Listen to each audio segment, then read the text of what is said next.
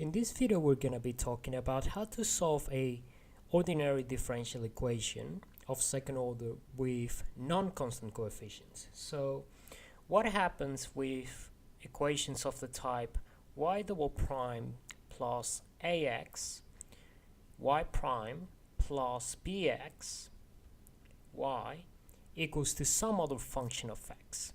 Now, so far we have been dealing with cases in which the differential equation has constant coefficients, and we have seen that we can usually solve those equations by using methods such as the method of undetermined coefficients, and we can also find homogeneous solutions in the case where f of x is equals to 0. But the cases for ordinary differential equations that have functions instead of constants on the derivatives and the function itself require a whole new method to actually solve them. So the method I'm going to introduce today is called the series method, and the idea behind it is that you can usually represent any function as a sum of terms. So in this case we can actually represent it as an infinite polynomial where m is the index, so m is going to go from 0 to infinity. So if we have a polynomial of degree infinity, then that will approximate the function exactly. So that's why this will be actually equal to that. So this would be something like this: a0 plus a1x plus a2x squared plus, and it keeps going until infinity. So essentially the idea is to represent the solution to the function as just an infinite polynomial like this. So you might wonder, why do we want to do that? Well, if we take the derivative of that with respect to x, so the first derivative is going to be what? Well, this is just a sum, which means that each of these terms is actually going to get differentiated, and we know by the rules of differentiation that we're just going to subtract 1 from the power of x, and we're going to multiply whatever coefficient is in front of it by the previous power. So what would this look like if we represent it as a series? Well, we're going to have infinity going here, and we're going to have m equals to 0, and this is going to come down, so that's going to be m am x to the power of m minus 1. And essentially, because this is 0, this whole term is going to go to 0, and then the second term is going to be m equals to 1. That's going to be 1 times, sorry, let me just erase this here. That's going to be a1, and this will be 1 minus 1, that would be 0, so that would stay like that. And then we're going to have a2 times x, and we'll have 2 at the front because that will be a 2 there, and then it will keep going like that. So that's the basic idea behind it.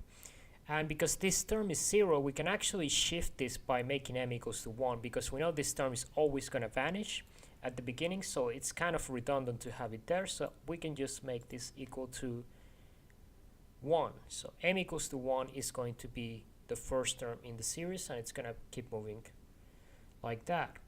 Now, what happens with the second derivative? Well, we're essentially going to follow the same pattern. We're going to take this function here, and we're going to multiply it by this power, and then we're going to subtract 1 from the old power. So that's going to be what? That's going to be an infinite sum. Now we're going to have m times m minus 1 times am times x to the power of m minus 2. Now, using the same logic as we did before, we know that the first two terms in this series are actually going to vanish, because if we start from m equals to 0, then this whole thing is going to be 0.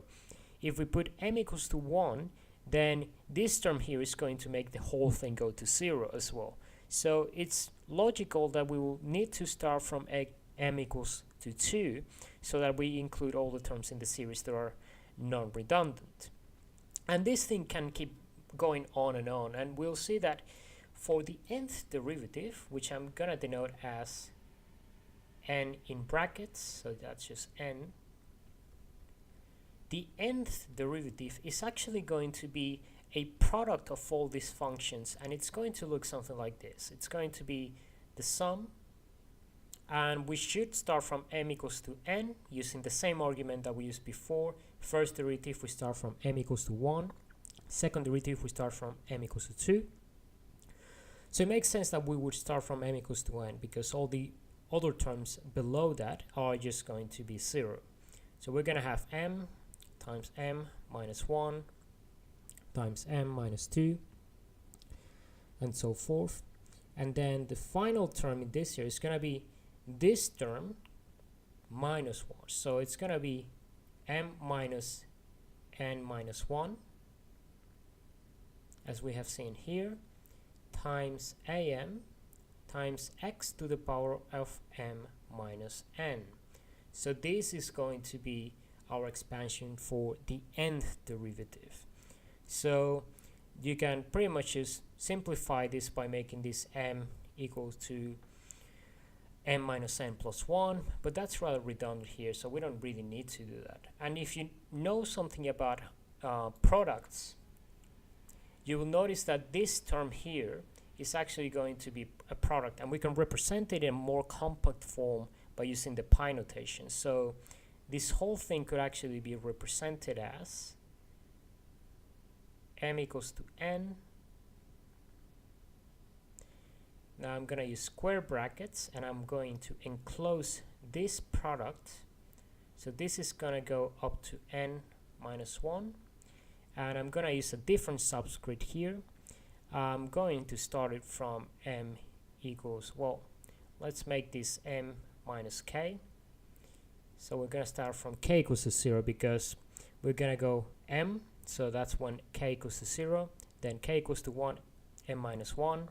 Then m minus 2, and so forth. And the last one will be n minus 1 as we have it here. So it's going to be this product right here, and then we're going to have the coefficients am, and then x to the power of n minus n. And this is going to be our nth derivative in the most general form that we can actually think of it. So why did I go through all the trouble of deriving this formula? Well, we won't really be needing it because most of the practical differential equations that we'll be dealing with are second order. So we only need to care about these first three formulas here.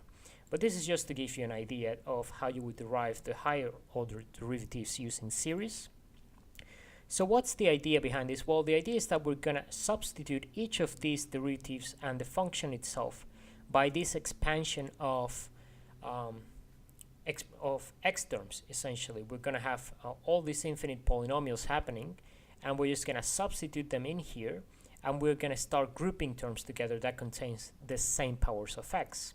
So if we take this general formula here, what that means is that we will actually write it down as the sum. So the second derivative, as we just discussed, would be m equals to 2 to infinity m times m minus 1 times am x m to the minus 2 plus ax, so that would be a function of x times the sum to infinity m equals to 1, that's m am x m to the minus 1 plus bx sum m equals to 0 to infinity, and that will be am x to the power of m, and this whole thing would just be equal to the function of x. So once we have that, the idea is that we're going to start expanding the first few terms of each of these sums.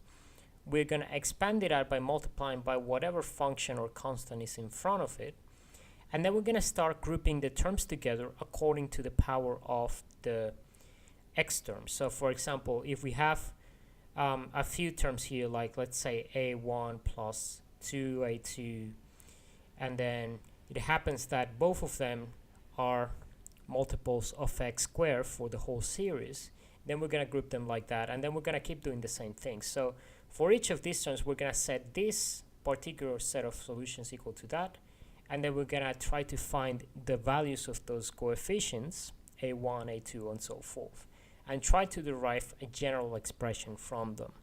Now this is a little bit abstract, so in the following video I'm going to show you how to apply this to a simple differential equation, just so that you can understand how this works and why it would be actually quite useful for solving differential equations of this form.